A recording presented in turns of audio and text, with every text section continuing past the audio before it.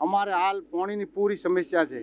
અમારા નજીકમાં દાંતીવાડા તાલુકામાં ડેમ છે, 2 ડેમ બનાવેલા, એક સીપુ ડેમ છે અને એક દાંતીવાડા ડેમ છે।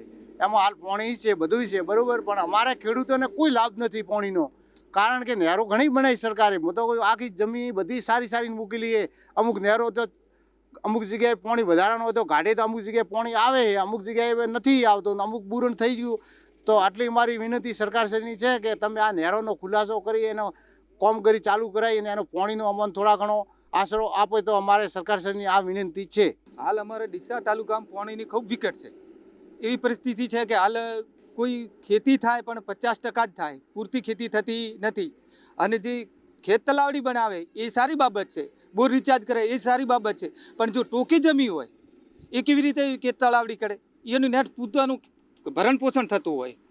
એટલે મારે સરકારશ્રીને વિનંતી છે કે દાંતીવાડાનું પાણી જે પાટણ જિલ્લાને મળે છે એવું બનાસકાંઠા જિલ્લાને મળવું જોઈએ, ડીસા તાલુકાને મળવું જોઈએ। અને જે નહેર જે મરણ પથારીએ પડી છે એને જીવિત કરવી અને નવીસરથી પાણી સીપુ ડેમમાં નાખે અને બનાસકાંઠાના ખેડૂતોને પાણી આપે। દાંતીવાડા ડેમની જે પાણી છે એ કેનાલ મારફતે પાટણ જિલ્લાની અંદર જાય છે।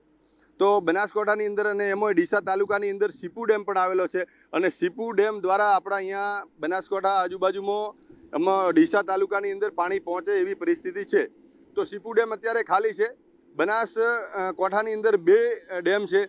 દાંતીવાડા ડેમમાંથી સીપુ ડેમમાં પાણી ડાયવર્ટ કરી અને અહીંયા જે જૂની સીપુ ડેમ દ્વારા જે નેર કેનાલો પાથરેલી હતી એ અત્યારે મરણ પથારીએ પડી છે, એ સજીવન કરવામાં આવે અને નવી જરૂર પડે તો ત્યાં અમુક ખેડૂતોને નવી પણ કેનાલ દ્વારા પાણી આપવામાં આવે તો બનાસકાંઠાના ખેડૂત અને ડીસા તાલુકાના ખેડૂત અત્યારે પાણીથી ખૂબ જ તકલીફ ભોગવી રહ્યા છે। અમને પશુપાલન કરવા માટે અને ખેતી કરવા માટે મદદરૂપ થાય એવી વિનંતી છે। જે બનાસકાંઠામાં 2 ડેમ આવેલા છે, એક ડેમનું પાણી પાટણ જિલ્લામાં જાય છે અને બીજું પાણી કોઈ સીપુવાળું પાણી કોઈ હાલ નહેરમાં આવતું નથી।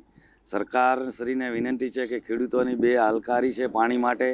સરકારને જણાવવાનું કે બોર 1000 ફૂટે ઊંડા ગયા છે, કોઈ પાણીની સુવિધા થતી નથી, ખેડૂતોને ખૂબ ભારે નુકસાન પડે છે। પશુપાલન, ખેતી પાણી માટે જીવન છે, તે માટે પાણીનો કોઈ મુશ્કેલી દૂર કરે એવી સરકારશ્રીને વિનંતી કરું છું કે કોઈ બી સુવિધા કરી અને ખેડૂતોને પાણી આપવા બાબત છે।